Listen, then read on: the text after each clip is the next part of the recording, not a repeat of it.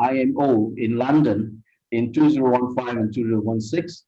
Also was the delegations of Indonesia at International Civil Aviation Organizations, ICAO, in 2016.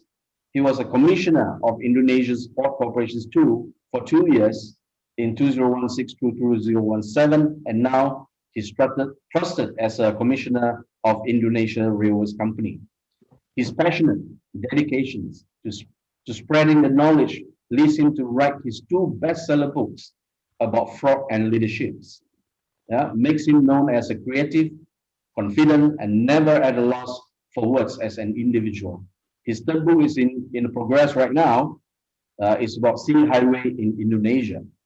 With with a bunch of experience and transportations. Today he's going to share with us about the development and transportation infrastructures, especially in Indonesia.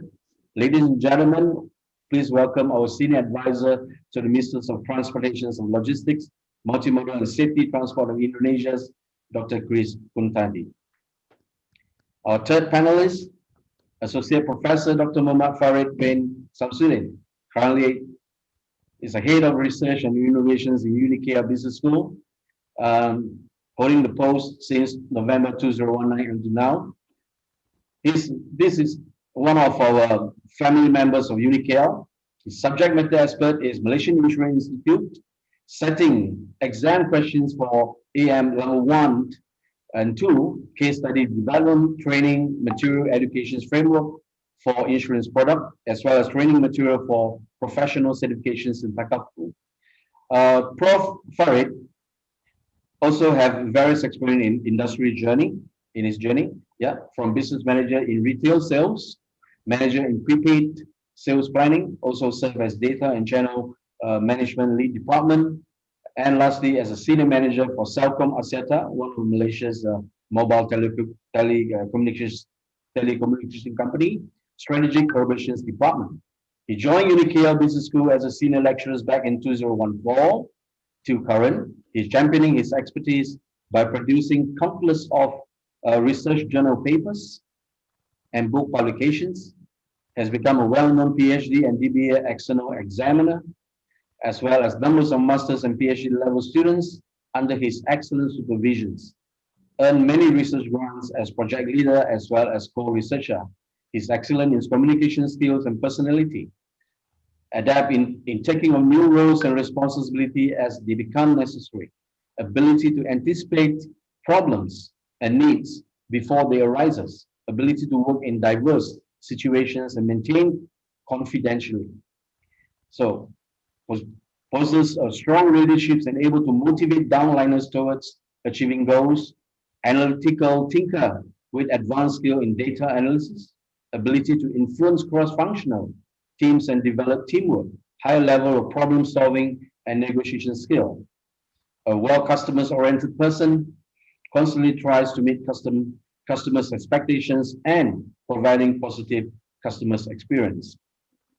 We welcome Prof. Farid. Yeah. Major logisticians.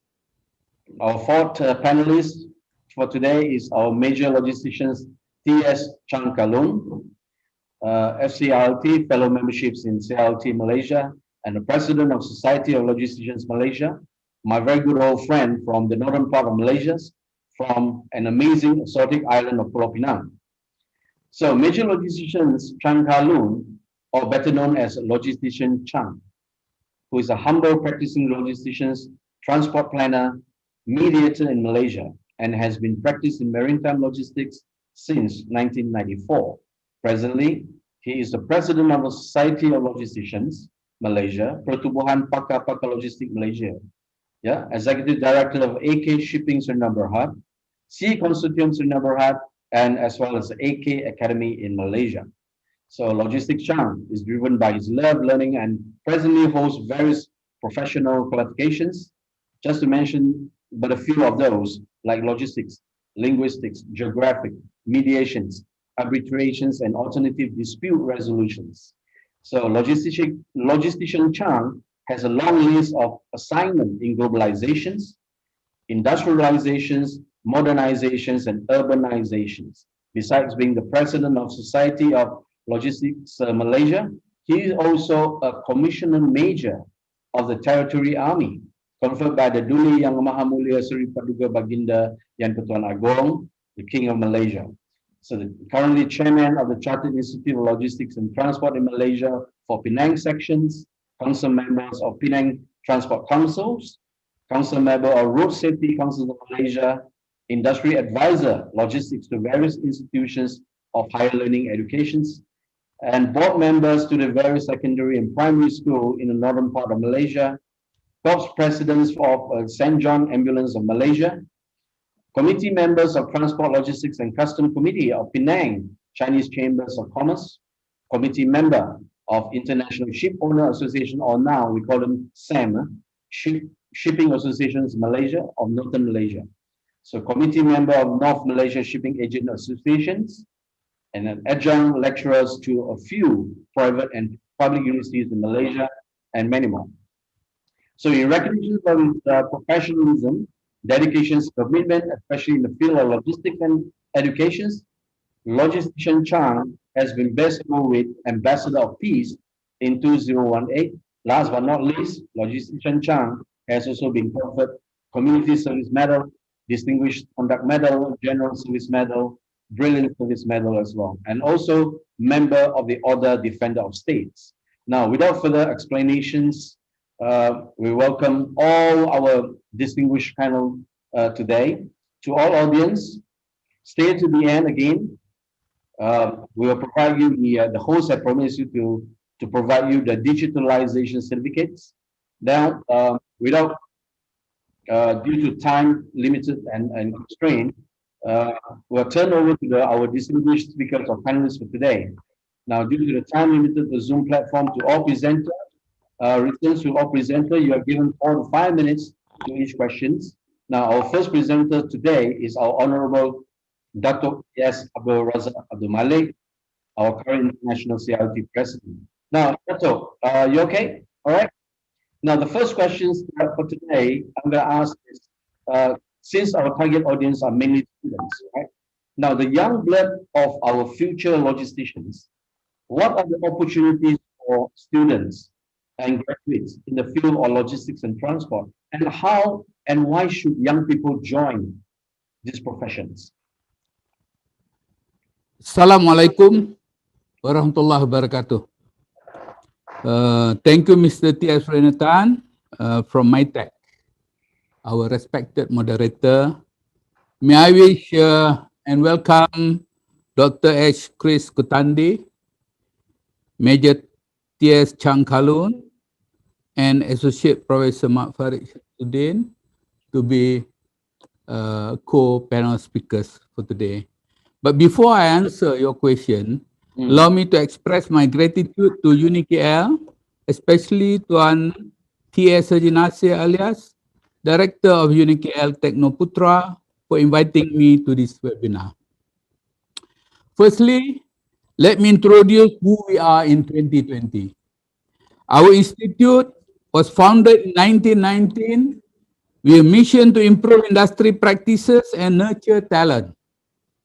We are 101 years now, and in Malaysia, it has been here for the last 55 years since. Today, we support over 35,000 members in 36 countries around the world. This year, 14 May, we welcome our 36th branch, CILT Korea. Through our educational suite, our strong community, and our commitment to high standards, we help professionals to develop their careers and access better jobs. We are the leading professional body who works for supply chain, logistics, and transport. We are a global family representing professionals at all levels across all sectors.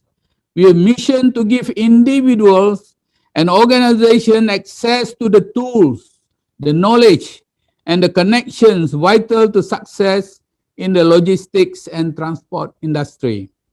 Since the pandemic became a universal problem, almost every system disrupted. Even our present life disturbed, and we have to adapt new norms as a new reality. In 2020, logistics and transport has become a critical sector for business and for health. Supply becoming difficulties, trade barriers heighten, and nation boundary tighten, and some countries totally close. CDC stricter SOP and wearing of personal protective equipment become essential to all. Food and medicine shortages became rampant, especially in some unfortunate countries. Now, vaccine is being manufactured. The challenges are availability and transfer, critically required by all countries affecting billions of people. These are some of the reasons why logistics and transport is now more important than it was. At the same time, job has been lost, especially in the hospitality, trade, and manufacturing as a result of COVID-19. But in supply chain, most sectors have seen job growth. With the exception has been passenger transport, air or land, which I feel so sorry to them. But for shipping containers and cargoes, it is now a transport call and not the shippers or the buyer's call. Logistic companies like DB Schenker and Agility, for instance, are doing extremely well. Increasingly, supply chain, logistics, and transport will be critical for business success, and those with a wide experience in the professions have chances to become CEO and board members and lead in the industry. If you don't believe me, you ask Major Chang. He has got a lot of vacancies now for your shippings and also for all your ventures. More and more logistics company like AK Venture, which Mr. Chang is the executive director, and logistic and supply chain company requiring staff and executive for their companies. I stop there for this first question, Mr. Moderator. Thank you very much. Thank you. Thank you. All right. Uh, I'll put the questions to Dr. Chris Kuntadi. All right. The question two is, please share with us how is actually Indonesia's logistics nowadays, and how is the proportions of modal share of national freight transportations in Indonesia's logistics? Okay, thank you, Rainer Tan, and You're welcome. all speakers and also the participant. How is the condition transportation and also logistic in Indonesia? Yes. Actually, first of all, that we have portion of logistic cost is 23.5% of GDP. Yeah. I think it is big enough. Yeah. Kemudian maybe you can help me to share the screen. 23.5% is very, very big. Yeah. In next 10 years, actually we want decrease the portion of GDP from the logistic cost. In the next slide. Yeah. The bigger portion of GDP for the logistic cost makes that our logistic cost is very high, and I think it is very difficult to compete each other, especially like Malaysia. I think is better than Indonesia. Yeah, but next 10 years, I hope that we can decrease it very maximum. That might be until under 15%. Yeah, this is the first problem.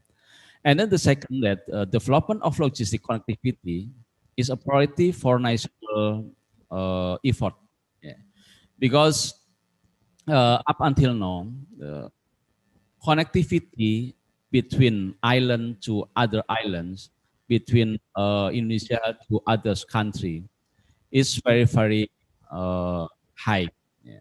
So we always develop the logistic connectivity not only for the infrastructure, yeah, but also the system and also the ship. Yeah, this is the second one. And the third, yeah, especially during the pandemic, yeah, Alhamdulillah, yeah, Indonesia Logistic still good. Yeah. Like we have in March and April, we have decreases from the logistic, but it's only about 10 to 11%. Yeah, it is not good. But in another side, for the transportation of people is very, very impacted by the pandemic. But for the logistic transportation, Alhamdulillah, yeah, we have not a significant obstacle. Yeah. For the technology itself, yeah, we try to replace the logistic process from manual to digital online. We have the body that prepare for national logistic, especially for Indonesia National Single Window, INSW. Yeah. This body try to prepare for all the technology, yeah, so that people or the business, when they want to connect to the government, they just come to one door. Yeah. Like before, they have to go to the Ministry of Transport for transportation. They have to go to the Ministry of Industry, yeah, for the industrial background, and then they have also go to the trade department, yeah, for others, yeah, and so on. So with Indonesia National Single Window, we want to make only one system, it one click, so they can go for all. Yeah. And we still also need to develop service shift that some still ineffective. This is also our hope in the next. Yeah. And the second question that Pak Rainer Tan asked to me about the portion of the share of modal. Yes. In the next slide, yeah, Pak Tan, you see that the domination of road transport, yeah, is very, very high, 90.4%. Yeah. As you know, that Indonesia is actually a maritime country, yeah, but it looks like a continental country. Yeah. Because share of sea transport is only 7%. Plus ISDP is like for a river, yeah, is 2%. So it's only 9% for water transport. So the domination is in around 90.4%. However, the trend is only 0.6%. So what we want to try is how to shifting the transportation, freight transportation from road to the sea or from road to the train. Yeah. I come here in Semarang. No, yesterday I went to port of Tanjung Emas. Yeah. We try to build the infrastructure for train. Yeah. So the train will come not only to the city, but until go to the port. Yeah. Also in Jakarta, yeah, we have the railway until the port.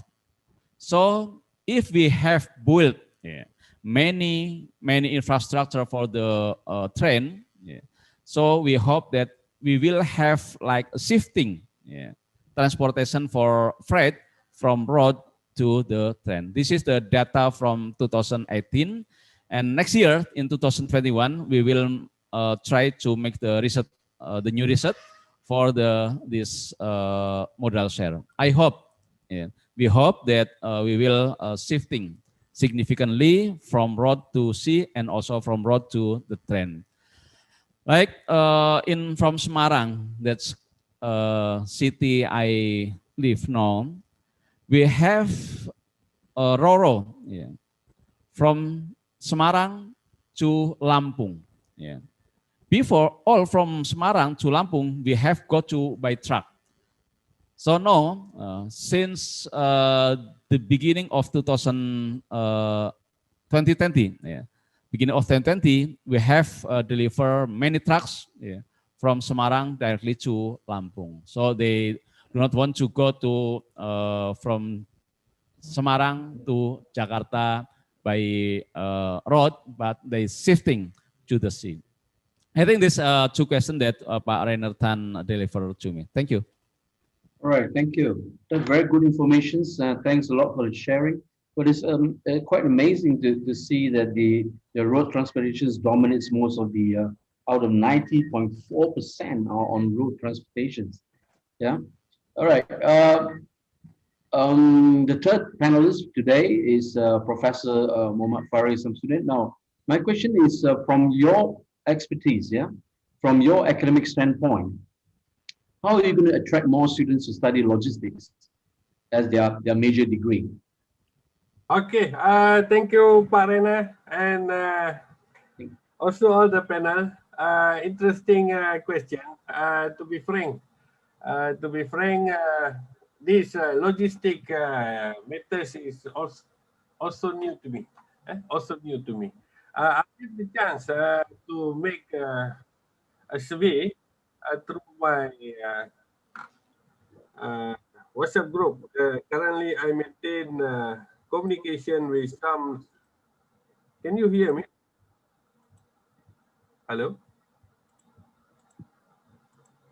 Yeah, you're on track. Yes, you're okay. Okay. So I did a survey last 2 days among final year high school students. How many of them would like to study logistic, and do they know logistic? Unfortunately, I think out of 40 respondents, I can say that only 1% claim that they know a little bit about logistic, but they don't know what to do in order for them to further study on this logistic. Logistic is unlike any other courses, law, medicine, whereby sometimes parents they instill this kind of career from childhood, but not many people know this logistic and all is better related to logistic. I think since this is a beginning, we are not too late. We can still move forward in order to promote, to create awareness on how the importance of logistic to the industry as well as to the career. Okay, so many people tends to look over on this logistic as well as also in the career paths. But this also means that it provides a great opportunity for our current graduate student and also undergraduate student at MyTech, where MyTech focus on logistic, industrial logistic from diploma, bachelor, master, as well as flexi study. So I believe there is a lack of fierce competition for our graduate. They can get their job faster than other business school or social studies. Okay, and logistic actually is quite lucrative industry. This is a point that I think we tend to miss to tell the student, whereby it is promised a career ladder, and as long as the longer you work, I think the more you will gain, your value will increase, and logistic also actually is important not only on the transportation part, but covers all industry, be it pharmaceutical or textile or any other industry. They need expert in logistics to manage, to maintain, and to support and to solve their problem on many matters. I also think that one of the effort that we can do is to provide a clear picture on the career prospect of uh,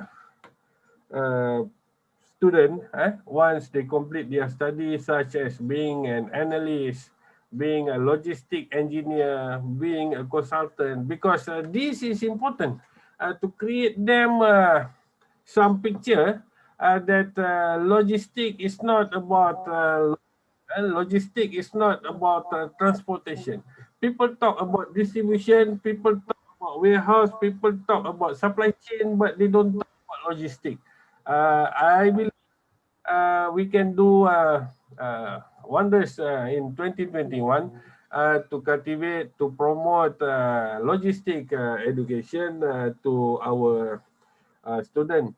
It is also, I think, not many of people know that logistic also provide professional certification through CLT, whereby this is not a common uh, career path. It is certified, and there is a future brighter than others, as there is still lack of competition right now. In Malaysia, I can tell you that not only UniKL offering logistic education, but there are also UKM, UIA, UITM, and also other private universities. But the only thing I think the lack is on the awareness and to create some attracting benefit for those who study logistics. I hope that we can make use of this advantage on this logistic. Logistic ever since COVID is getting more popular. People start to know that how logistic is important, how logistic play important role to our daily life. Okay, the industry is very big, and the projection, market outlook for logistic is also increased with a positive growth. I just read one report from 2020 to 2025. The estimation of manpower required is very big, very huge, and this is the opportunity for the university to make use of this current situation and to get to attract more students to study on this logistic. Other than that, I think we still need to improvise. I think make some marketing, promotion, awareness, knowledge transfer to our students so that they know that logistic is very wide and it is worth to study and to build up career on this logistic industry. And to be frank, Pak Rena, I also start to know more about logistic ever since I make friend with Haji Nasi and also Haji Zawiyah. Before this, I think logistic is also not in my formal dictionary. So, but then Haji Nasir keep on promoting CILT, Haji also keep on promoting about logistic. Then I start to open up my mind, learn more about logistic. It is very big industry and worth to explore and to promote to our students. That's all, Pak Rena, for my question one. Thank you. Thank you so much for your wonderful view. Yeah, thank you so much for your sharing. Now I turn to the fourth panelist for today is Major or maybe logistician Chan, since you are actively in the logistics business. Yeah, in general. All right, let's say in general. With so many people are talking about COVID-19 pandemic right now. So owing to the COVID-19 pandemic, many types of businesses, yeah, have been suffering from serious decrease in volume or perhaps even huge losses in revenue. Now, how about business and logistics? What is your point of view? Can you share with us, especially in maritime logistics, which represent for 90% of the movement globally? Can you share with us? Your mic, Chang, logistician Chang, your mic, please, on. Yeah, thank you. Yeah, thank you, Rainer. My respected guest speakers, we have our big brother, Dr. T.S. Abdul Raza Abdul Malay, Dr. Chris, and Professor Farid or King Farid, and our good friend PS Haji Nasir. First of all, I need to express my very sincere thanks to the organizer for inviting me or giving me a chance to be here to share a few things or few experience or knowledge of mine, particularly in the area of logistics and transport. Like what Rainer said, actually many businesses have been suffering, right? The losses or even the drop in business volume, this and that, and particularly in the area of hostel, what hotel business, right? Retail business, all this. Many cases can be seen or noticed, right? Some even have to experience the pay cut, right? Pay cut. Some even up to 50% or 70%.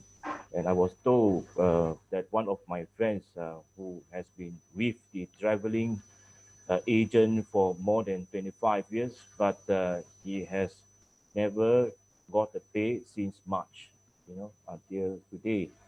So I would say that is the zero pay for the last few months. And of course, this particular gentleman is depending on the subsidy from the authority. And of course, apart from the pay cut, of course, retrenchments cases can be seen as well. But anyway, just to cut the story short, as far as logistic business is concerned, right? Of course, and when it comes to logistic business, we are now referring to the movement of people as well as the movement of goods, right? Of course, we are not here to discuss any further or definitions about the whole logistics, but we are here to talk about a very simple terms, layman terms. It's all about movement of people as well as the goods.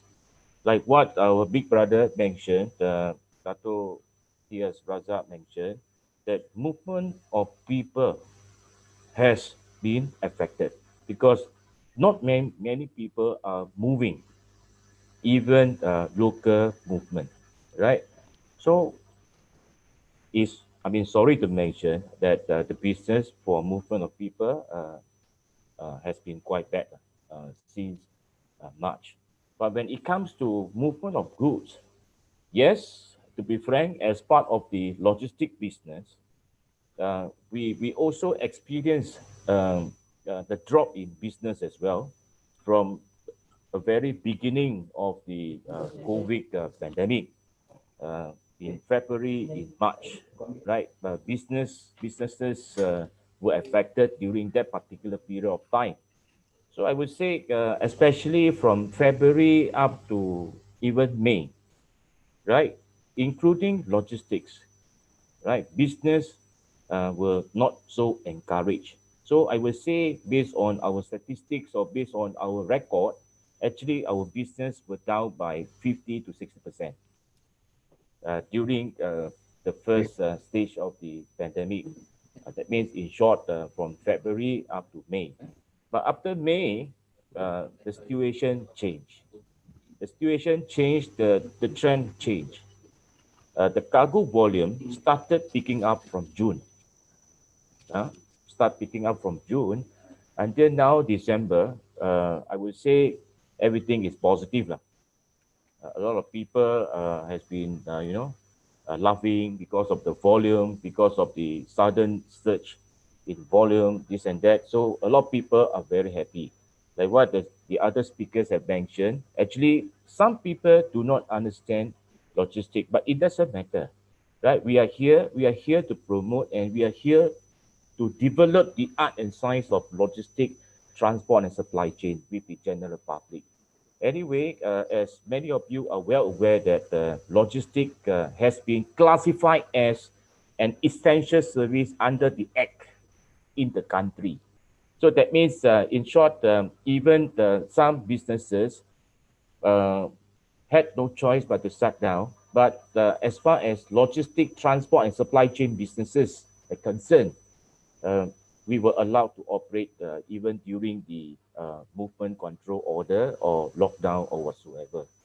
So we are very proud to be part of this particular industry. That means we are part of the essential service under the act in the country. That's all for my Right. answer for this particular perspective. Okay. Thank you very much Mr. for your Moderator. points, Logistician Chang. Now I go back to Dato again, since we are touching on business right now. We're talking about business. Now, what do you think, Dato? What are the opportunities in logistics and transport for new ideas and new business opportunities? What do you think? Thank you, TS Reina. Thank you. Yeah, solutions are needed to expedite deliveries, Okay. overcome technical barriers, open up trade between countries. Mm-hmm.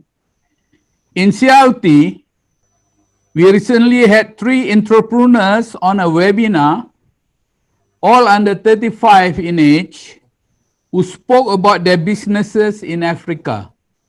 Right. I'm bringing African experience here, looking from the international perspective.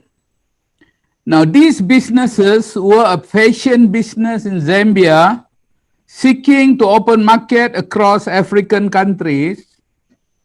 Up to now, there is very little trade between African countries, but now a free trade agreement has made them more possible. Right. It is because of COVID-19. The country is becoming more open. They want to share and care for everyone because everybody is facing the same common, invincible, small, tiny enemy that can create havoc to all humankind. Now, a business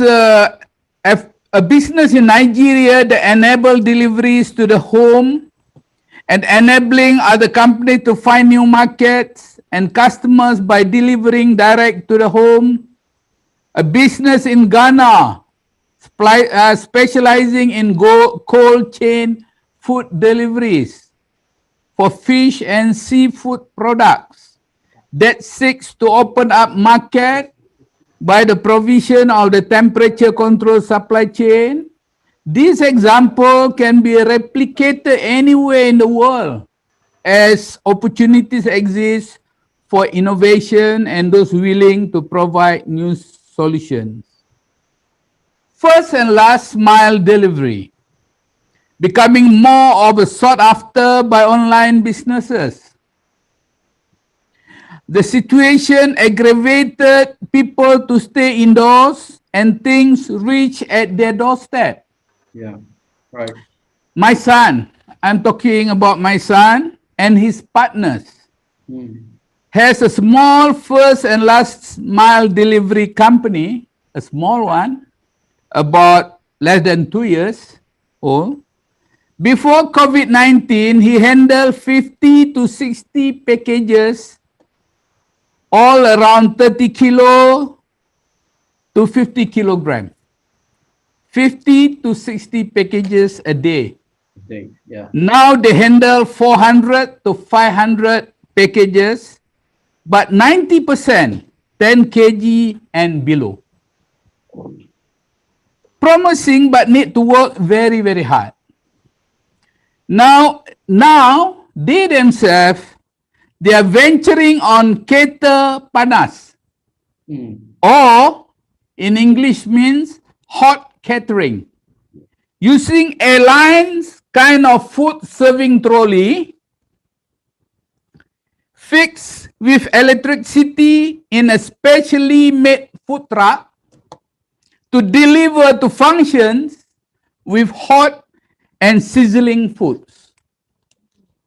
COVID-19 again expedited the process, especially the frontliners and those on a compulsory quarantine by the government were given free food during the MCOs. Excellent.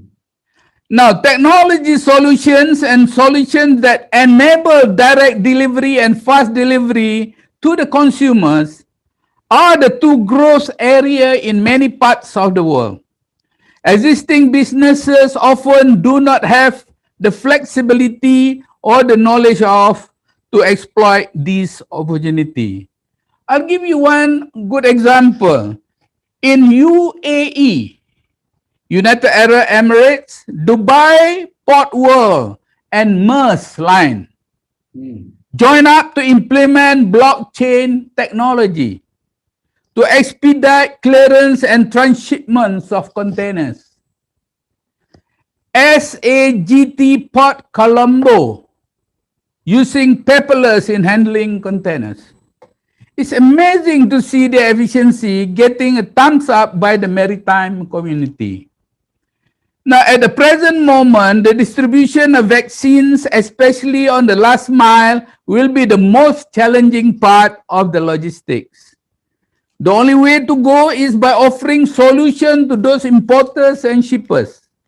The basis to consider here, of course, firstly, best practices and efficiency is of prime importance. Secondly, technology, especially IoT and artificial intelligence. But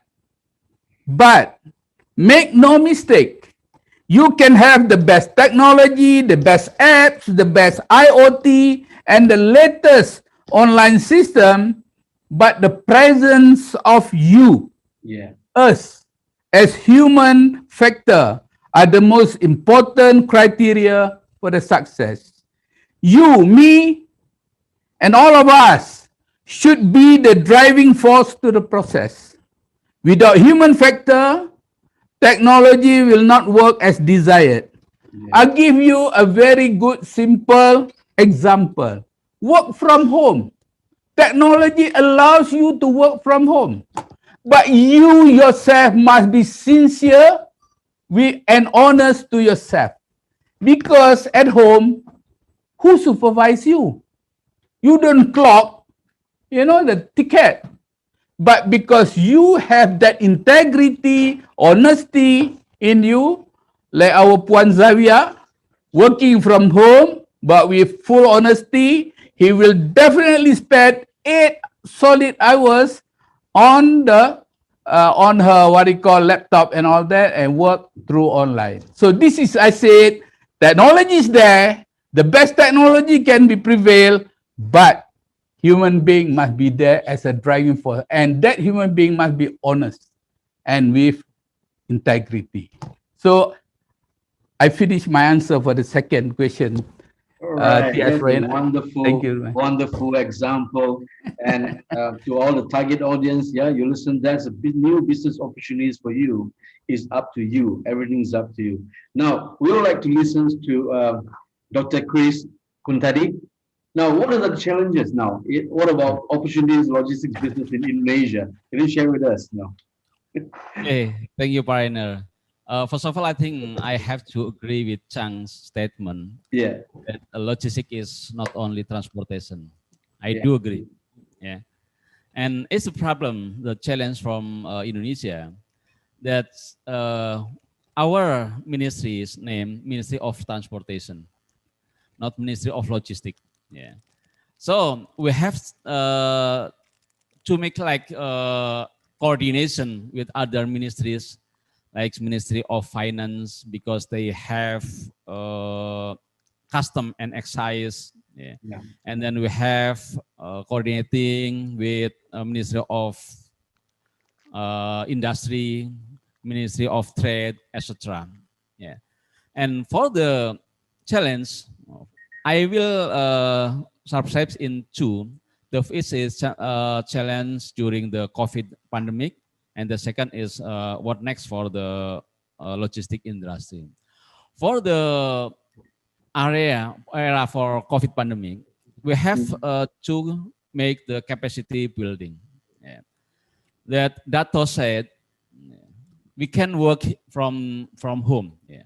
But for the logistic, we couldn't work all from home because we have go to the port, we have go to the industry, we have go to the road, we have to go to the station, etc. So how to make the capacity building that especially not only trucking actually, trucking, ship, train, and also airline. Yeah. How to survive during the pandemic? Fortunately, yeah, like the Indonesian Railways, for the passenger, where they decrease for more than 80%.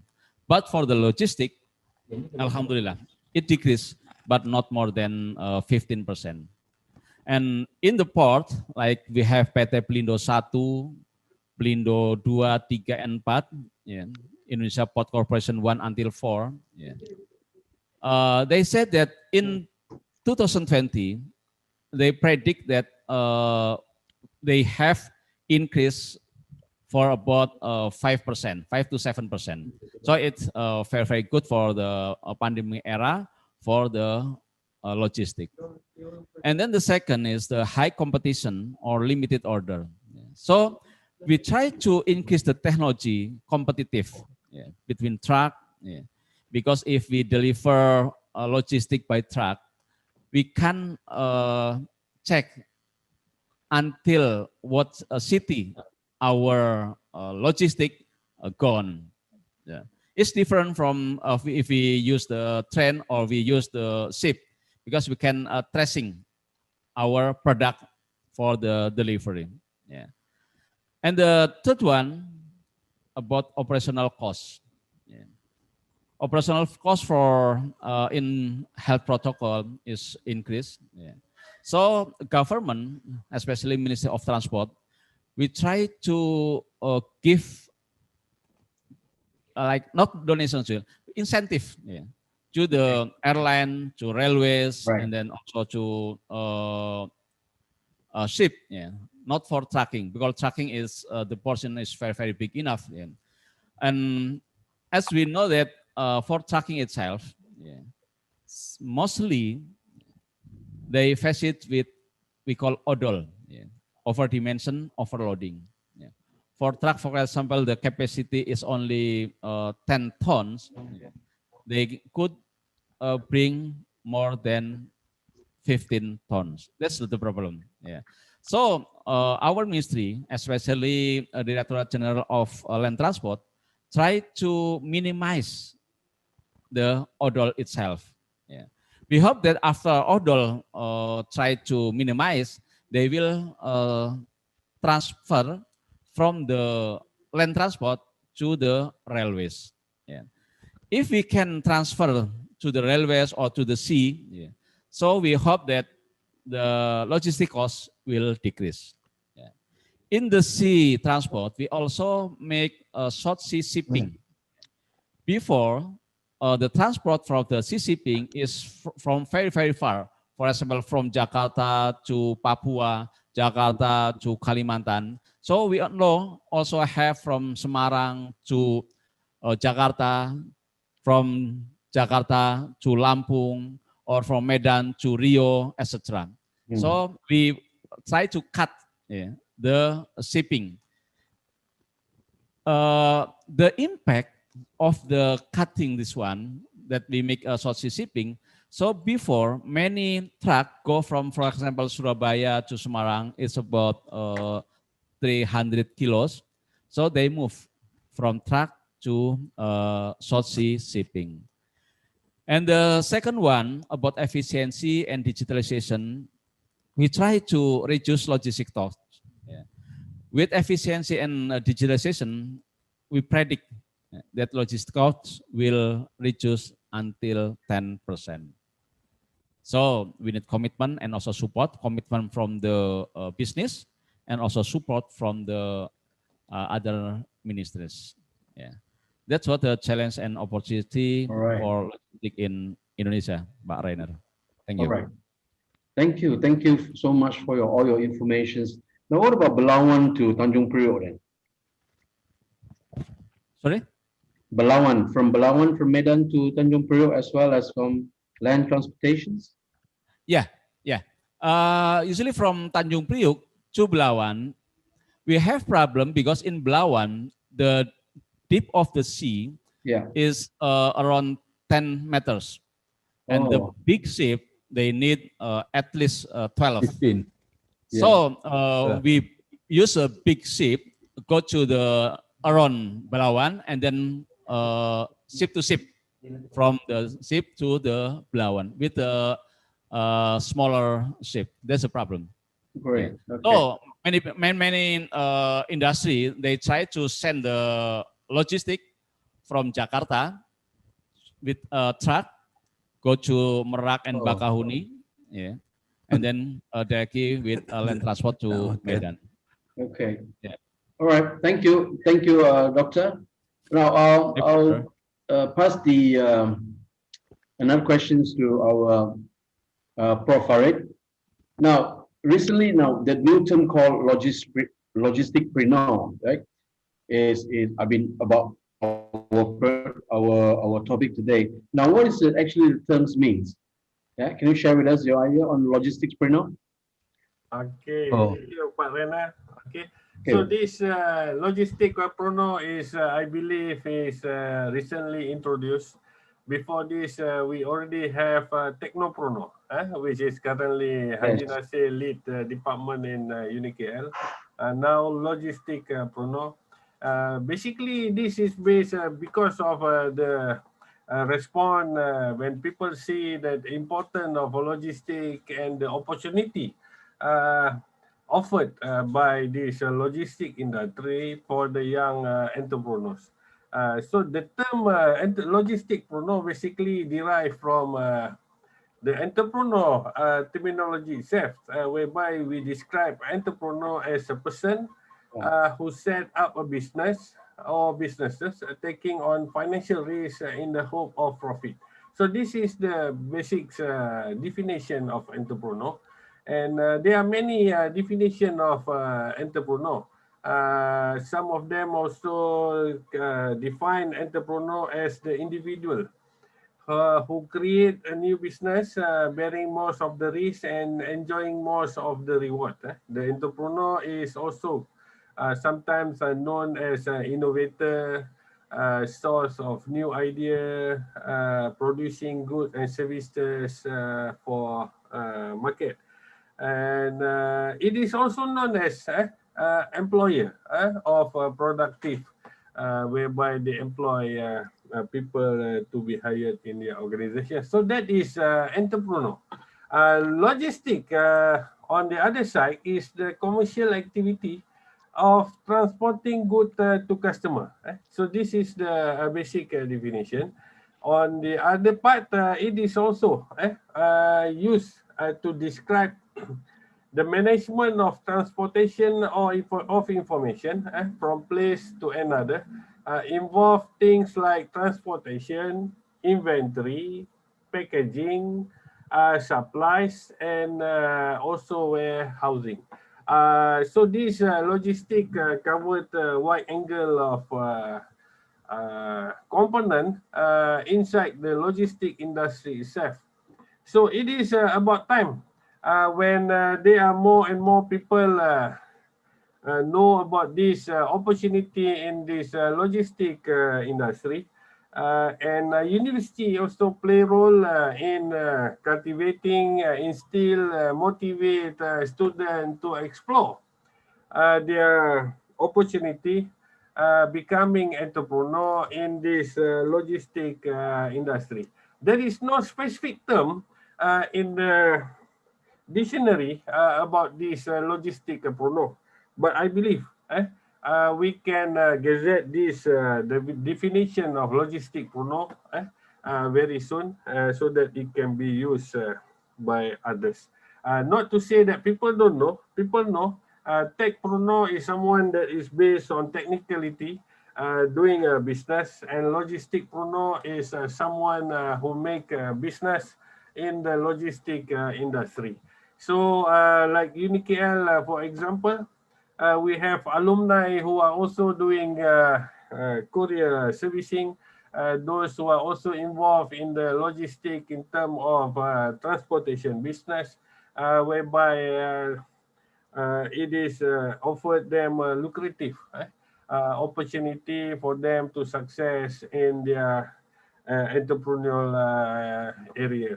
Great. It is also because I believe that UniKL is strongly support to this logistic prono among our graduate because it offered a wide range of business that you can explore, as simple as delivery until to the big area of business such as involved in the packaging and a combination of any digital software and so on.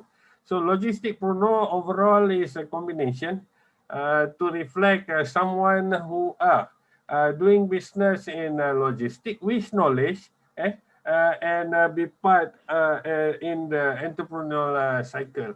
So this is what we call logistic prono. I hope that more and more people explore this logistic prono area because it offered a lot of opportunity for them to success. People, student actually tends to overlook this opportunity on logistic prono. First, maybe because they don't know.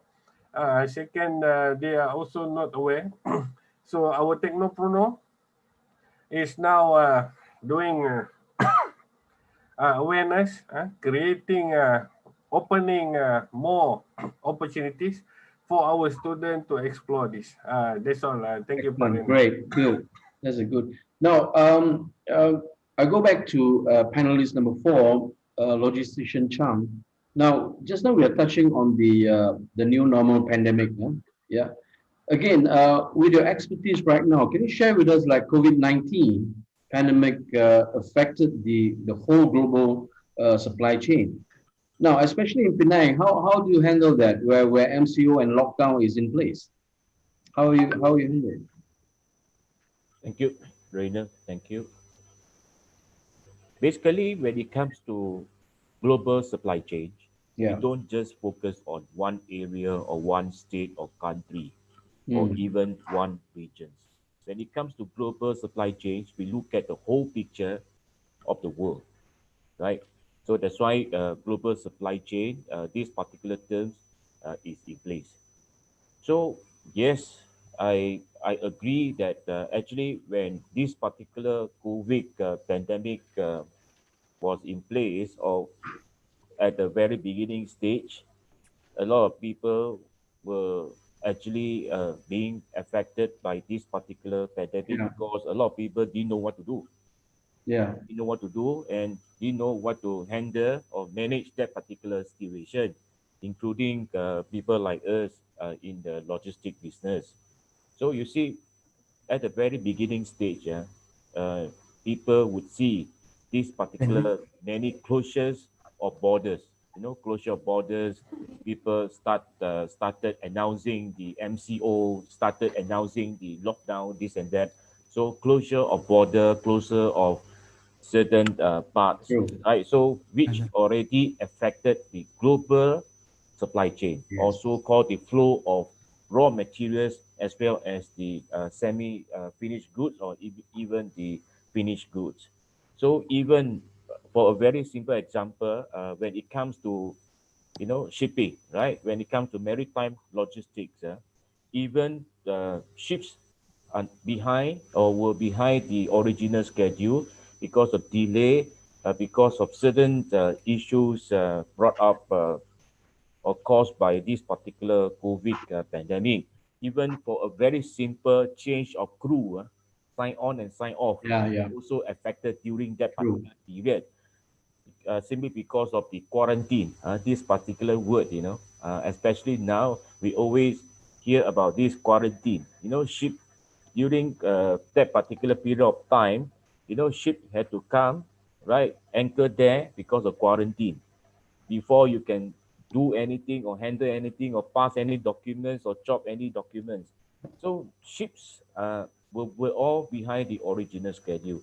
So which gave a lot of headaches or challenges to the companies or logistic businesses, right? Of course, we as a professional, we advise people during that particular period of time. We advise people to change the method of sourcing, right? We really have to go for regional sourcing or world sourcing.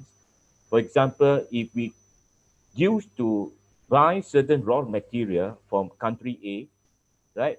But because of this particular pandemic, we have to change. We have to change. We have to look for alternative. We have to change our method. That's why during that particular period of time, we advise people to go for regional sourcing or even global sourcing, right? Because in order for us to go in line with the changes in the business pattern, and also the trend. So generally, of course, at the beginning stage, this particular pandemic affected the whole global supply chain. But now everything is back to normal. Everything I would say is quite smooth because everyone has already adopted to this particular new normal, and we know what to handle now. So everything is fine lah. We all have to thank the God Okay. for giving us this new experience in business. All right. Thank you, Rainer. No, so you mean that most of the ships that entering the port, they have to anchorage for how long then? At the Seven days. pilot station's ground? 7 days. 7 days. Uh, All right. I remember during that period, I received a call. One of the ships uh, deploying from A country to B country. Then this particular ship wanted to drop by Penang. Example Penang, drop by Penang, and they wanted to so-called discharge a dead body.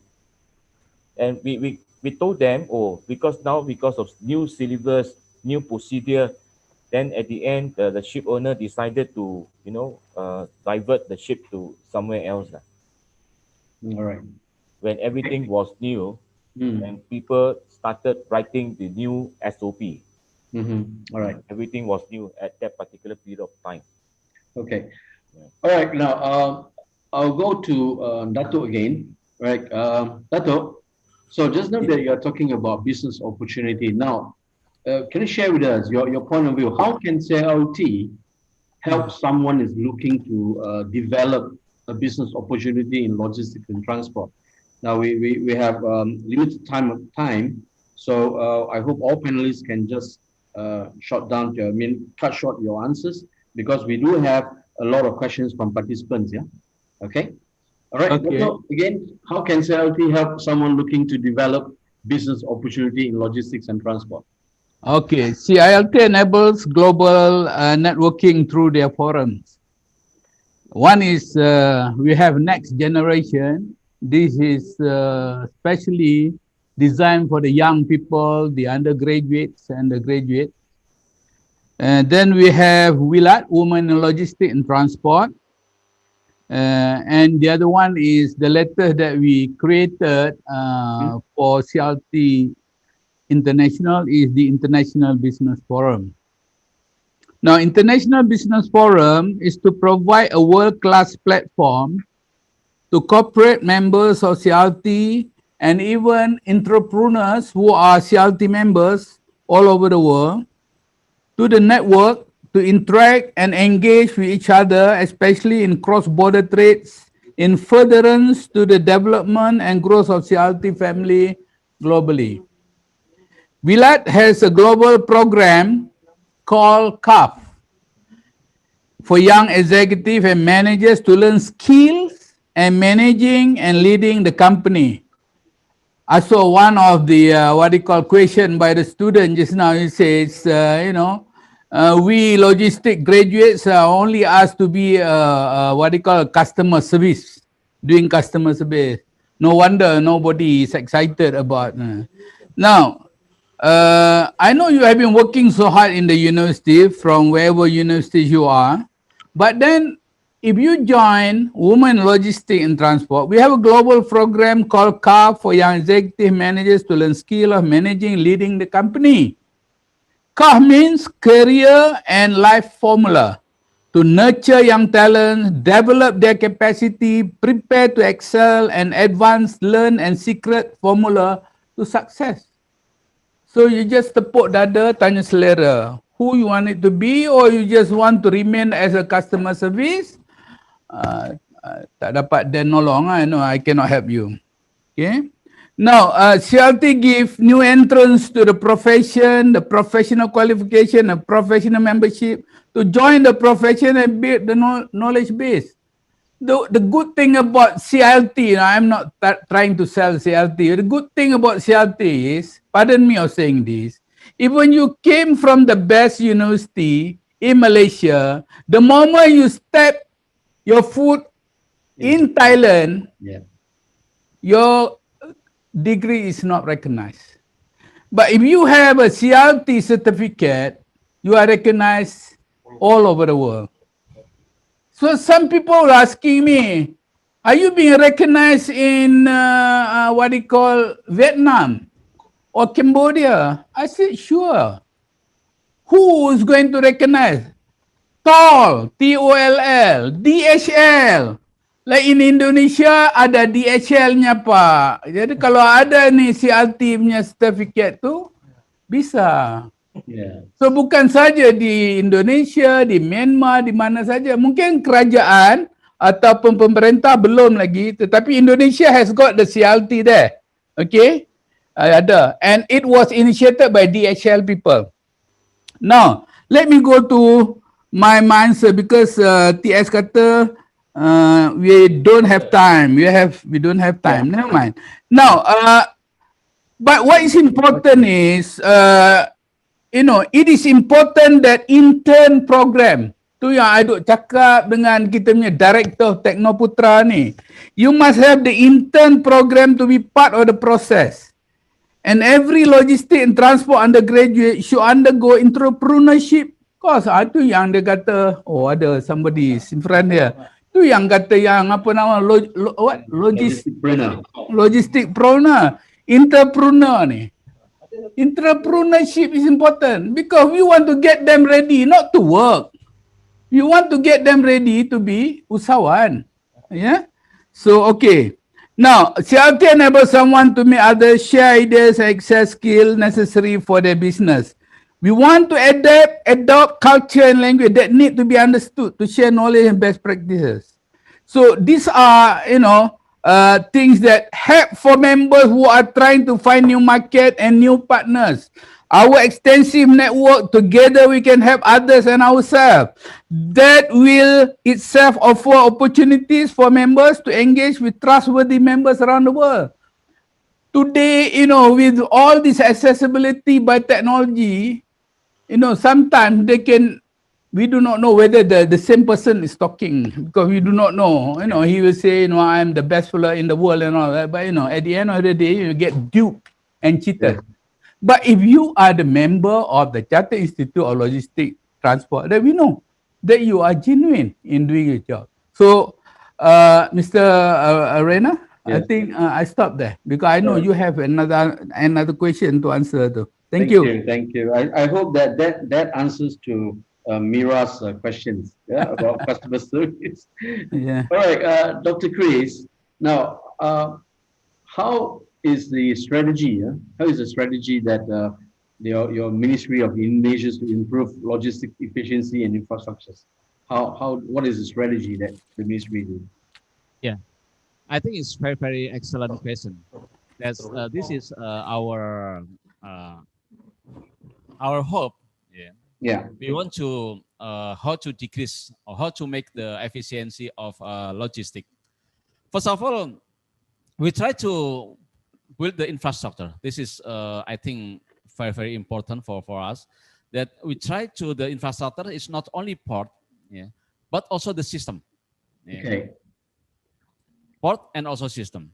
And then after that, we try to make the cooperation between government and also the business, the industry, and then the port corporation, and then the stakeholders of port itself.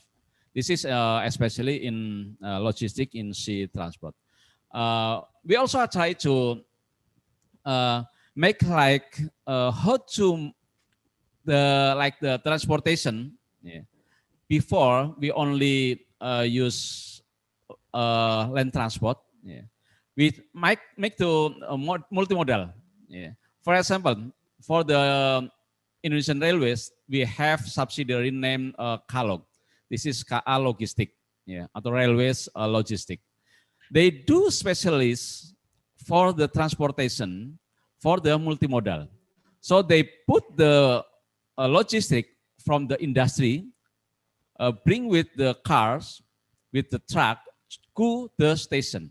And then from the station, bring by the railways corporation to another station.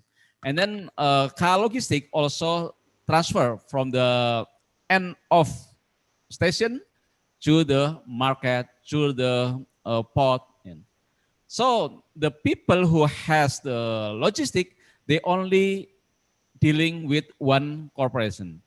Yeah. This is we call multimodal.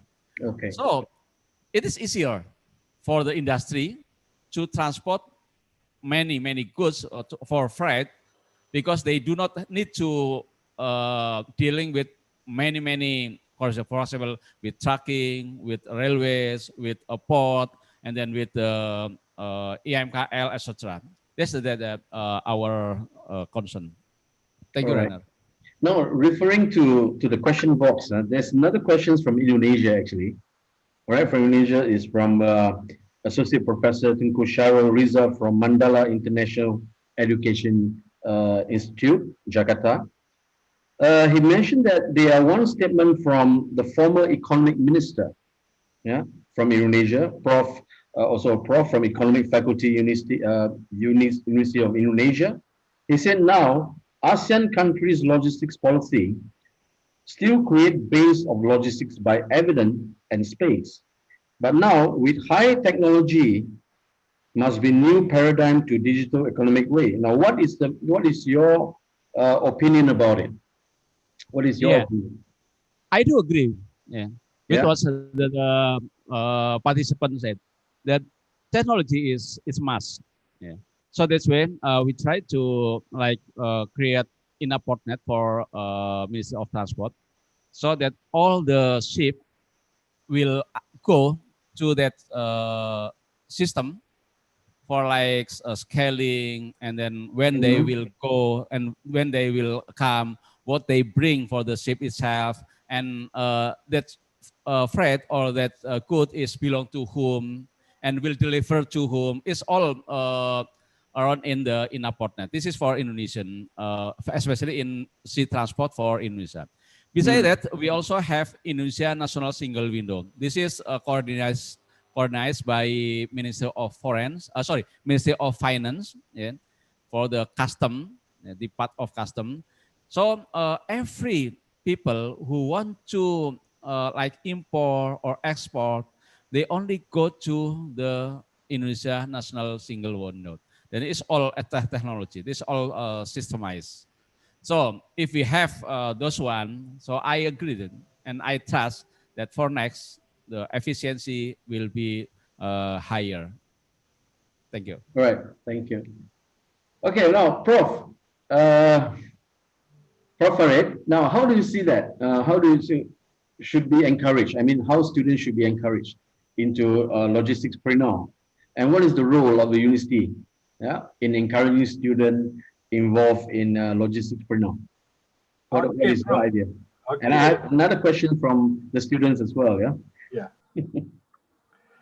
Basically, this the challenge to university, I believe, is equally tough as Stop. Dia cakap to ni. produce this entrepreneur.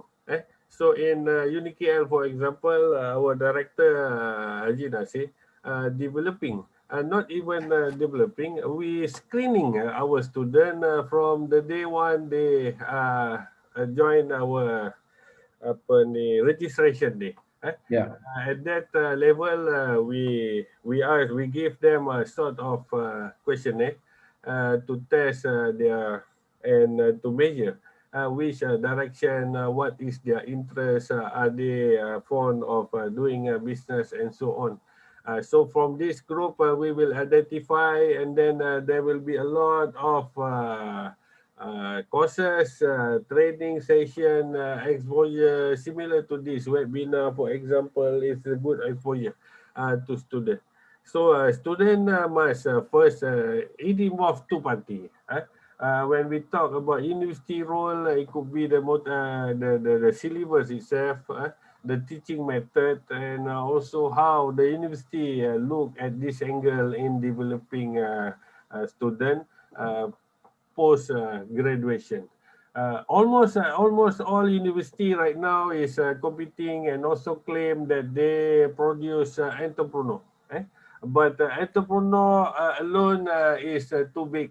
Yeah, We in true. UniKL, our vision mission is to produce someone who become employer.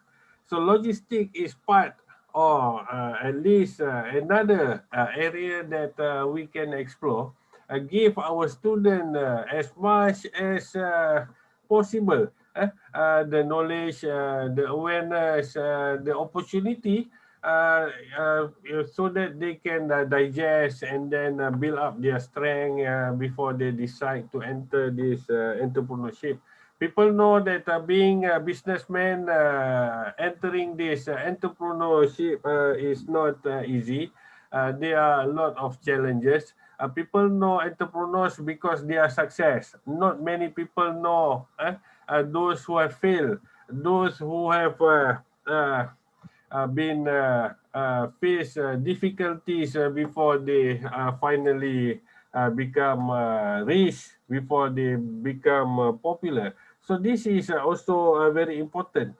Becoming an entrepreneur is not just to become rich. It is also about the student who are willing to take the risk. To take the risk.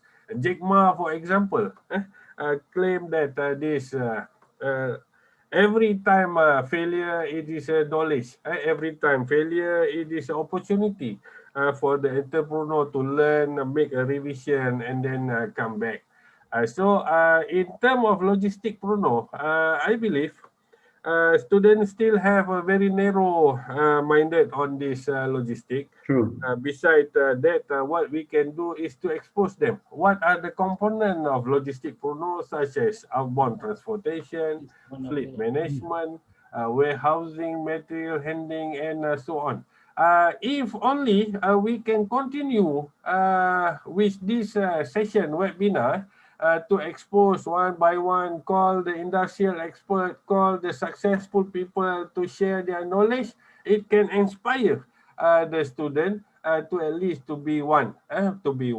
Because their hurdle is also maybe perhaps parents also have less knowledge on this logistic.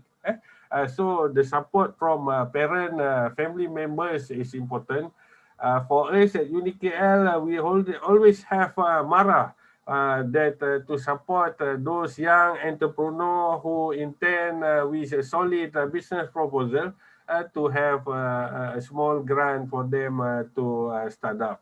So I believe this is two both role apa ni need to play a role the student itself and also this university. A university need to be ready, not just classroom learning, True. but Yeah. also this kind of method, visiting, calling, like what we have done now is very good. So I hope that this is the beginning, and 2021 and moving forward, we will have more exposure on this logistic prono. All right. Thanks, Prof. Thank you. Thank you so much. All right. Now, I have the last third questions for Major Logistician Chang. Now, based on your specializations, yeah, knowing well problems can be turned into opportunities, right, in business. So, what are the prevailing issues in logistics which require immediate attentions? And also, after you answer this, then I have another questions from the students. Yeah, there are two students asking about opportunity in business. Hopefully later you will share with us with your opinion. Yeah. So now, can you share with us? Yeah, thank you, Raider. Yeah. Everyone is aware now that we all are in a new normal, right? So new normal means to us as a practitioner or professional in business or whatever, nothing is impossible now. right? Nothing Nothing is. is impossible Oh, okay. because you see, negotiation those days, we all had to go to customer, see customer. If overseas, we all have to travel to overseas, right? Used to be. Right now, because of the new normal, we all had that has been adopted or whatever, right? So we can even negotiate the business through internet, right? New normal. So negotiation Online. can be done through even through our internet or computer. So that's why I said um, uh, nothing is impossible, right? So what are the problems now? Of course, today we have some issues as well, but to me, those are good problems. As part of the business, I would say those are good problems. You see, number one, our problem is we do not have sufficient space, right? Sufficient space means insufficient space means we have more demand than the supply, right? Even like for example, in our case, we have put in or uh, brought in additional vessels, but those vessels are full as well. Even were booked before the arrival of the ships.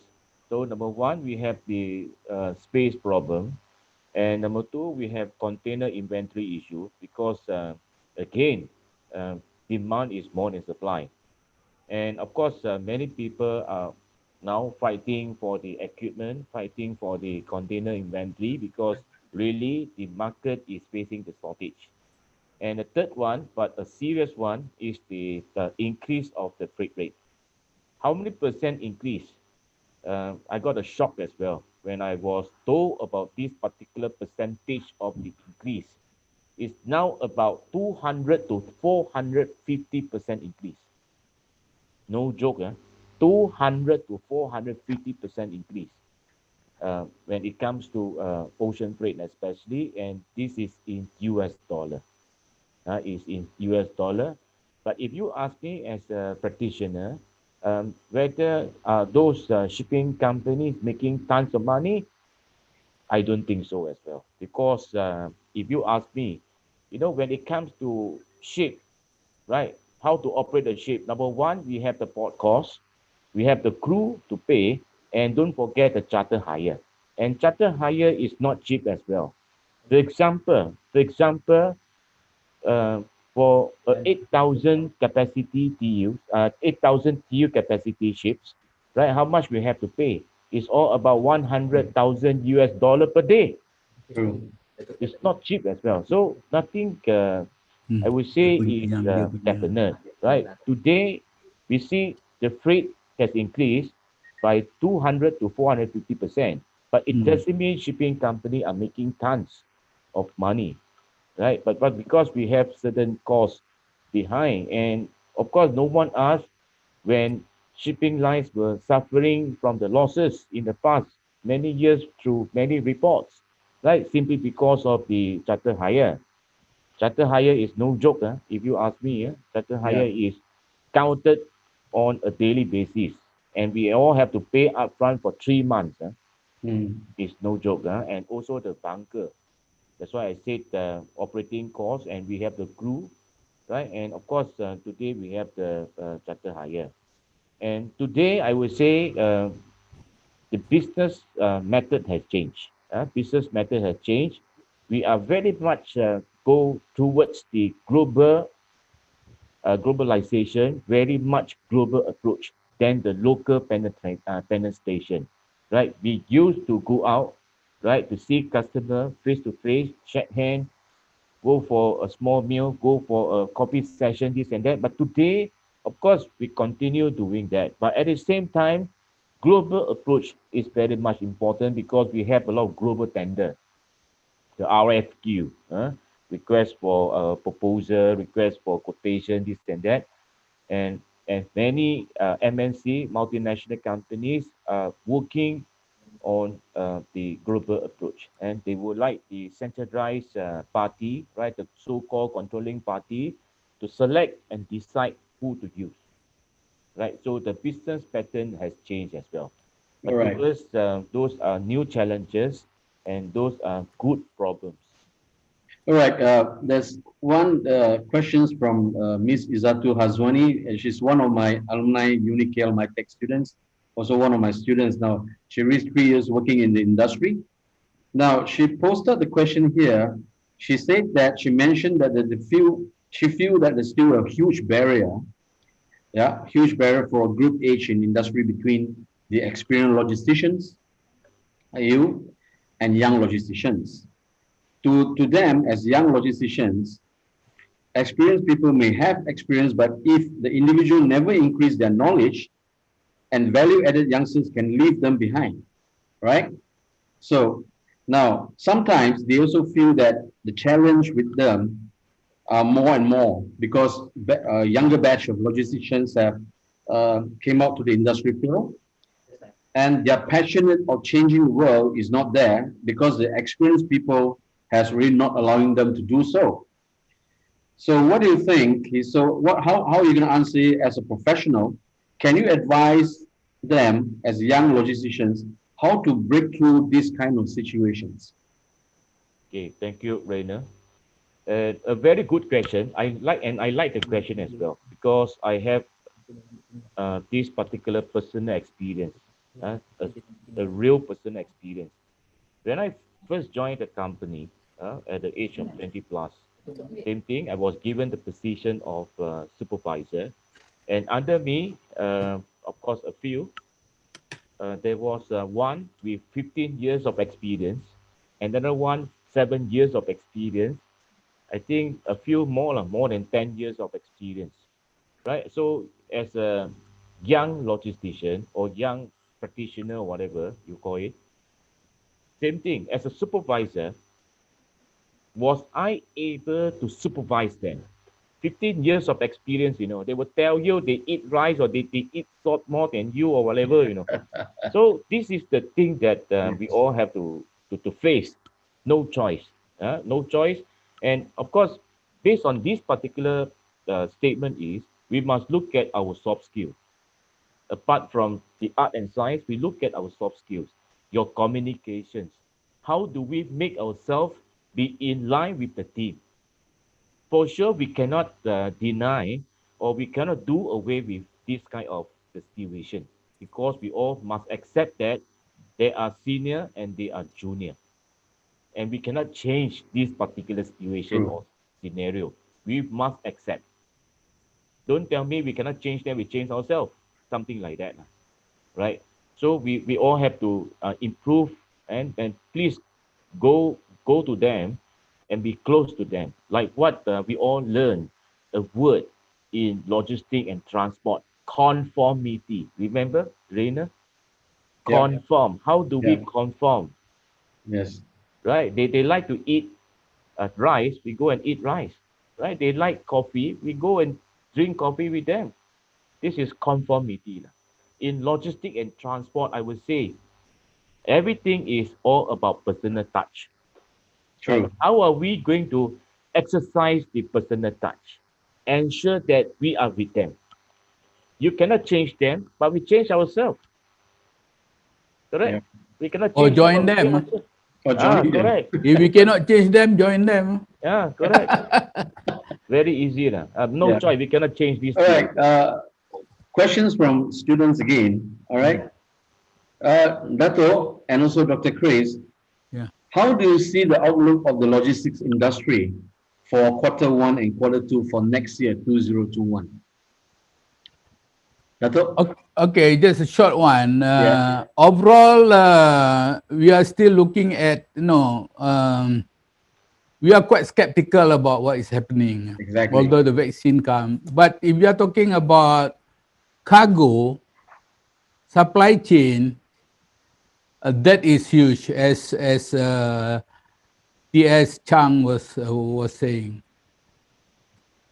For passengers, especially the airlines, even the train, even they call it what, sea liners and all that, Yes. still very what do you call, Promising. bleak, the due to the what do you call, the pandemic and all that. Uh, Well, they are trying. They are trying to do their best by having a bubble kind of, green bubble kind of to and fro or origin destination kind of thing, like what Singapore is trying to do with Yeah. Hong Kong. Mhm. Yeah, it can happen. Even hospitality, for that matter, I know for the fact that a friend was quite happy when he managed to get, at least domestic people traveling to places like Melaka, like in Terengganu or in the East Coast, or Sabah or Sarawak, within the confine of Malaysia. But unfortunately, the spike on the third wave coming, and just about 2 days ago, he says, no, Dato, no, I have to stay at home, very difficult. So when you talk about moving people, that's a problem. Not only you move people, where do that people want to go? Yes. And that is more important. Is Disneyland in Tokyo is open for all these people where the pandemic is just huge. I spoke to hotel. They were quite happy during June, July, where the pandemic is going down. It lowered, it mellows the curve.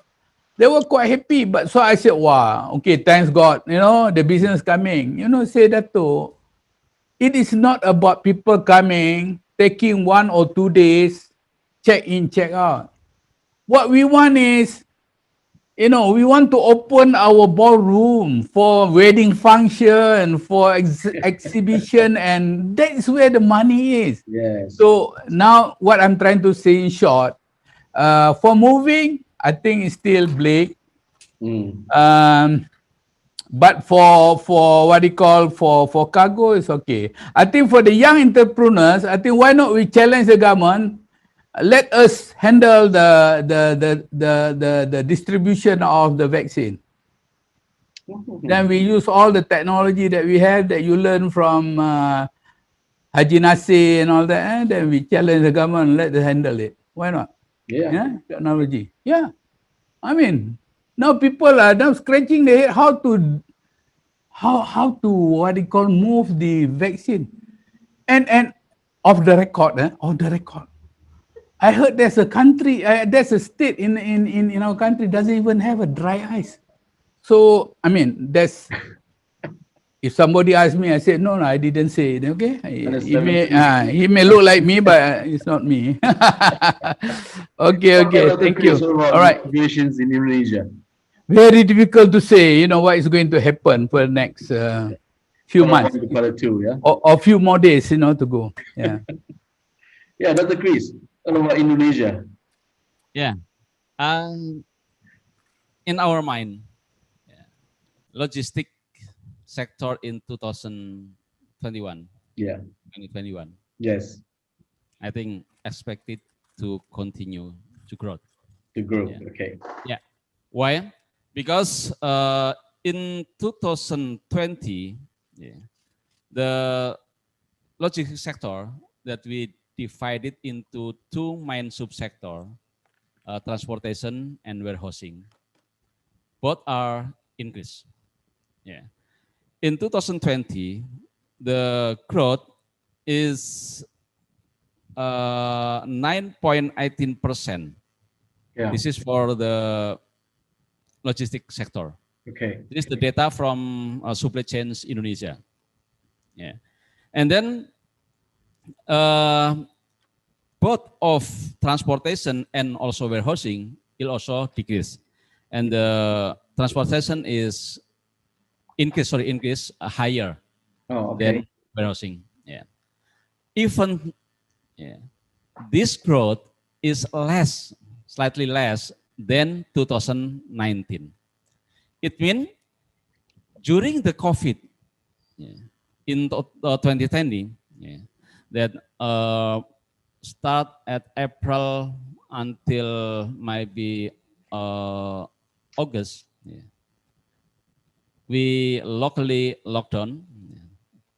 During Ramadan, we all stay at home, pray at home, Yeah. study at home, work at home. Yeah. But the logistic still growth.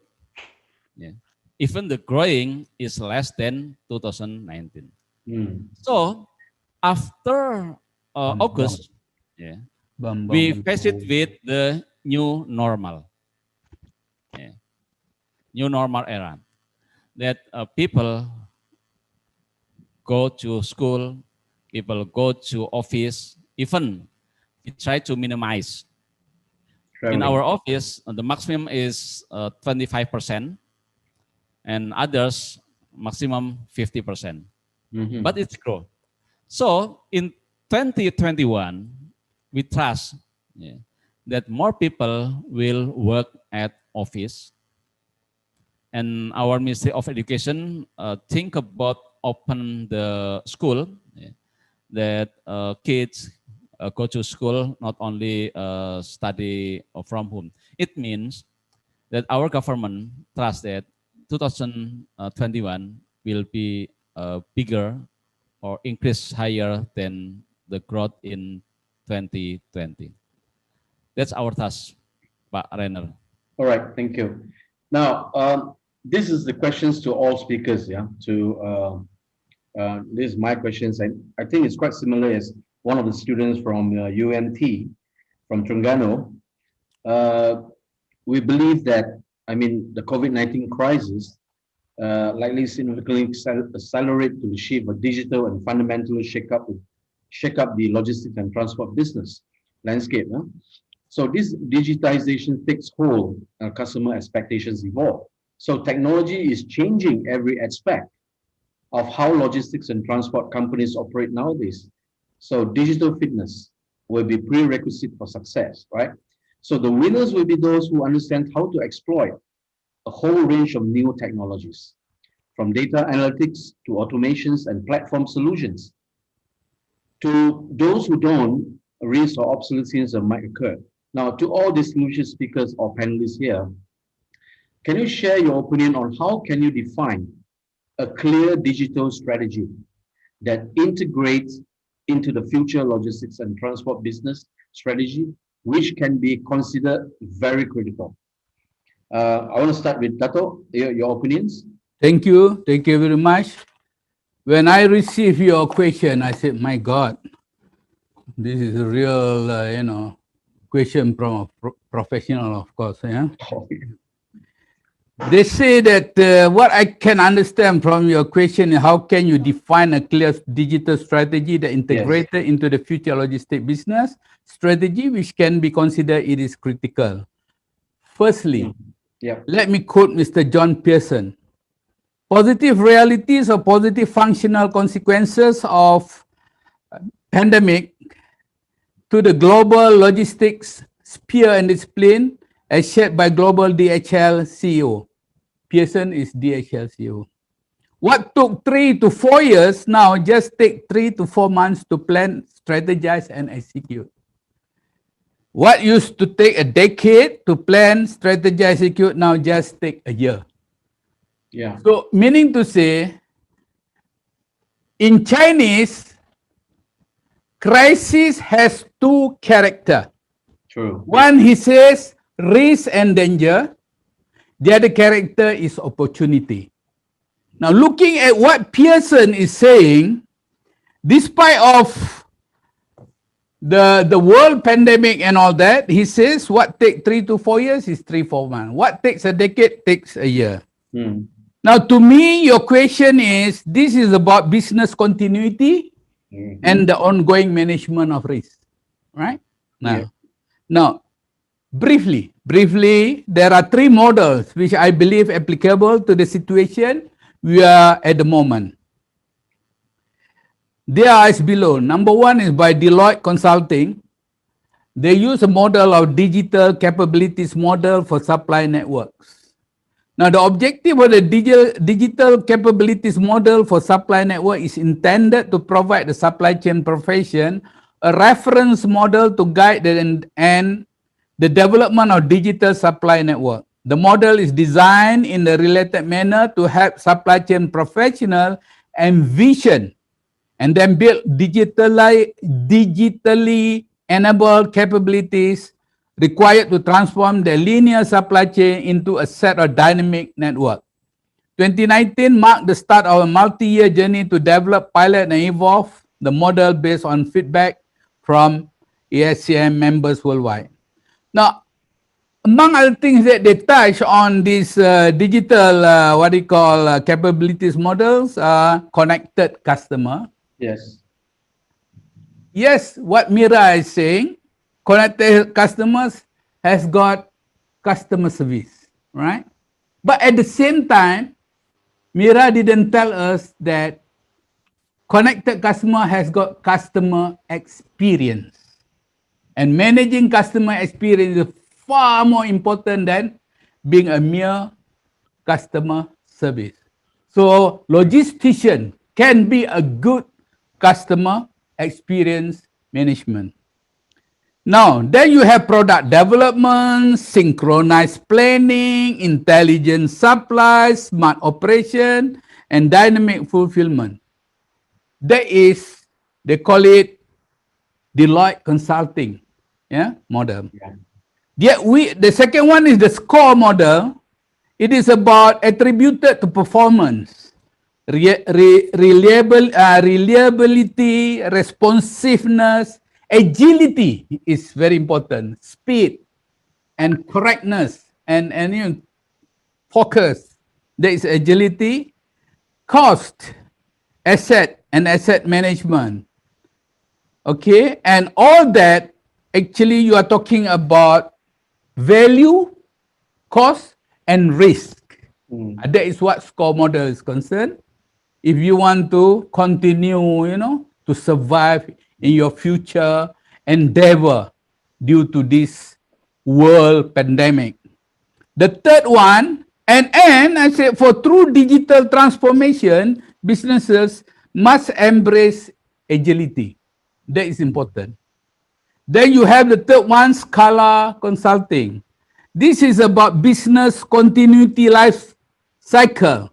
It is about what? About risk management. It's about identify risk assessment. About analyzing business impact analysis. It's talking about create strategy and plan development. And the last but not least is the test, train, and maintain. So let me tell you that, of course, anyway, your question should be discussed in a separate webinar. Because, every point that I said is another, every time is another 1 hour, So maybe this is a good idea for you to have another seminar. Suffice enough for me to go through, on the surface, on the surface. But before I say thank you, before I end, I just want to respond to the lady, maybe about your feeling about logistics, your feeling about logistics, the value of logistics, as you say. I just want to give 4 figures only. 2017, at November 11, Alibaba racked 25 billion. 2018, 30 billion. 2019, 38 billion for a day of 11/11. And 2020 is 74 billion. Now I want to ask her, is this an engineering company? Or is this a management company? Or is this a logistic company? If it is a logistic company, that are all the value of us, okay, in logistics. So don't think that my son is not good. He go for logistics. You see, my neighbor's son, is a doctor, engineer, lawyer, but my son is only a logistician. No, please change. Please change that. These are the figures that manifest the importance of logistics. Thank you very much. Thank you. Thank you very much, Rena. I also like to wish everybody Happy New Year. Stay safe, Chris, stay healthy.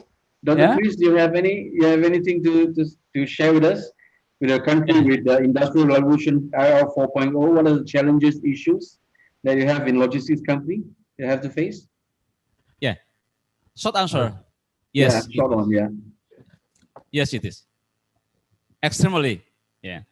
So Indonesia now try to build NLE, National Logistic Ecosystem.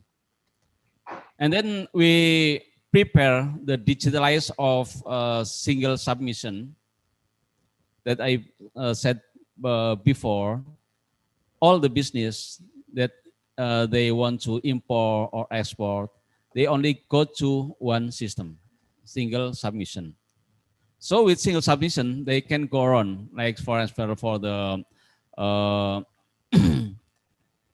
custom means of transport, and then for the etc. Yeah.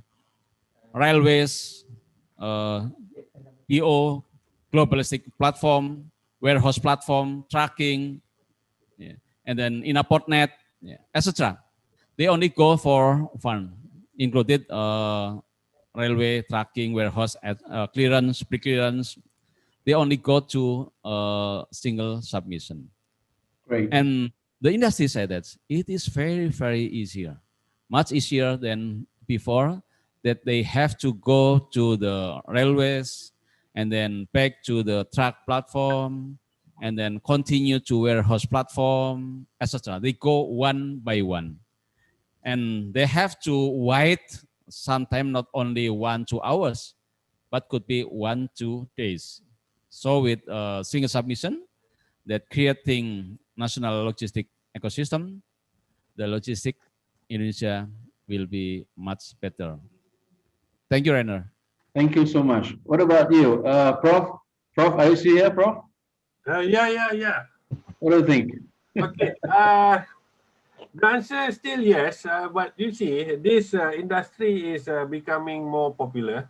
Yes. People are looking at the opportunity to make money. More and more new player is coming to this industry, and at the same time, the industry player need to sustain their market share, their market growth in order to stay longer in the industry.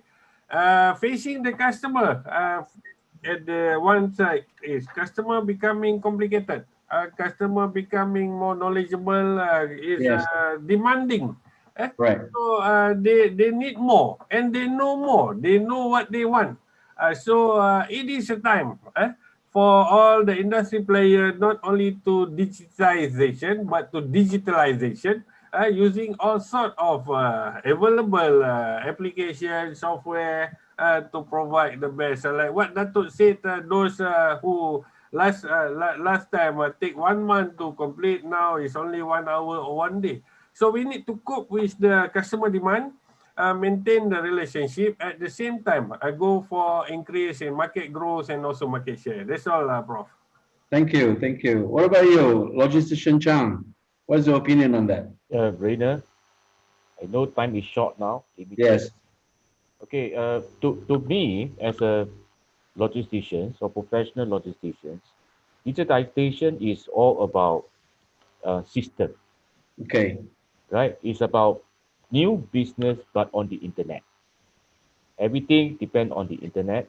Of course, there are advantages and disadvantages as well, if you ask me, right? From my observation, IT is very good, especially for the employers, but not employees, right? Save time, of course, save your cost, and those are very much having the advantages to the employers, lah, right? But we all, as the practitioners, we all must be very careful. Why? Because with the IT or business on the internet, we will see a lot of cyber attacks, and we don't forget the ransomware and a lot of scam cases. So I would like to take this opportunity to remind our friends, especially students, to be careful because now IT world a lot of cyber attacks, right? Especially the ransomware, they will steal your data and they will come back and ask for a price. If you don't pay them, they will charge, they will disclose or you know forward your data to somewhere else. So we all have to be very careful. I know IT is unavoidable, digitalization is unavoidable, business on the internet, but we all also have to be very careful.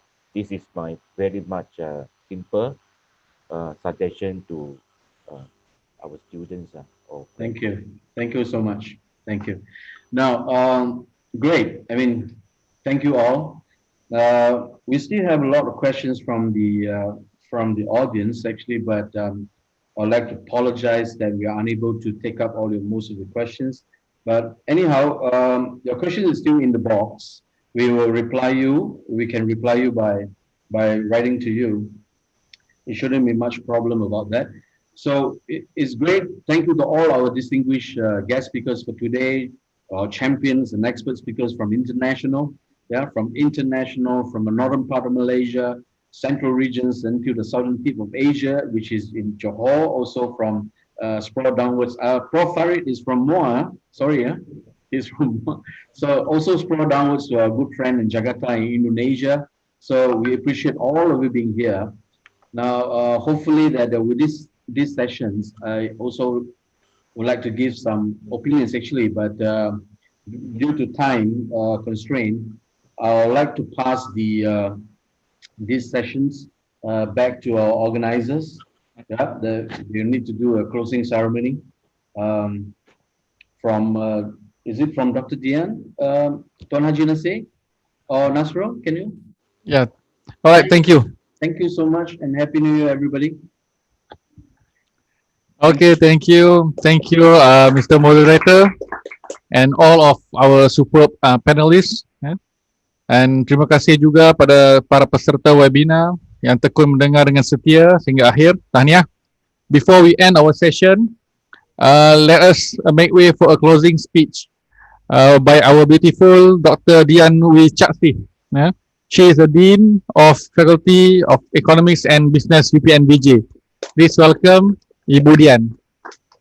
Okay. Thank you MC for the time. Assalamualaikum warahmatullahi wabarakatuh. Yang berbahagia TS Tuan Haji Muhammad Nasir, Director Teknoputra Division University Kuala Lumpur. Yang saya hormati Ibu Dr. Ena Hernawati, Rektor UPN Fiji. Yang berbahagia TS Rainer Tan Winsing, Senior Lecturer University Kuala Lumpur, and the excellent, wonderful panel speakers today. Yang berbahagia Dato' TS Abdul Razak Abdul Malik, and then Bapak Kris Kuntadi yang saya hormati, and then yang berbahagia Associate Professor Muhammad Farid, dan yang berbahagia Major TS Cah Kahlon. Also, all UniKL and UPN Fiji team member yang berbahagia, all UniKL and UPN Fiji students, lecturer, and also all the participants. I would like to ask everybody here to big applause for our discussion today. Thank you. I think the discussion is very interesting until we are not realize that it's been almost 3 hours. We are enjoying the webinar. The presentation of all the speakers this afternoon was remarkable. Thank you, TS Dato' Abdul Razak, Bapak Kris Kuntadi, Profesor Farid, Major TS Chang Kahlun, for the excellent sharing and new insights. And ladies and gentlemen, from the 4 speakers, we can sum up the implication that, like most other industry, transportation and logistics is currently confronting immense change. And like all change, this brings both risks and opportunity, new technology, new market entrance, new customer expectation, and new business model. And from the discussion, we can imply that COVID-19 has significantly accelerated the shift to the digital and fundamentally shake up the logistic business landscape. There are also challenges, also opportunities in logistic business, especially in this digital era. Also important for business in logistic industry to set competitive strategies in order to winning the competition to remain exist in the business as well. Once again, thank you all the speakers and also for moderators today, TS Trainer Tan Wing Sing for your time. Finally, ladies and gentlemen, today's webinar is the last session in joint international webinar series of 2020 held by UniKL and UPNG. So, me as a Dean of Economics and Business Faculty UPNVJ, also as behalf of Ibu Rector and UPNVJ's big family, would like to say high appreciation and thank you to our beloved partner UniKL and Teknoputra for this 1 year full of impression. Thank you for wonderful collaboration in 2020, and I am looking forward for another synergy and collaboration programs, not only in the 2021, but also for long term in the future. I hope the next occasion we can meet offline, yeah, very soon. Let's pray that COVID-19 will be go away from this earth forever, yeah, so we can back to the normal life.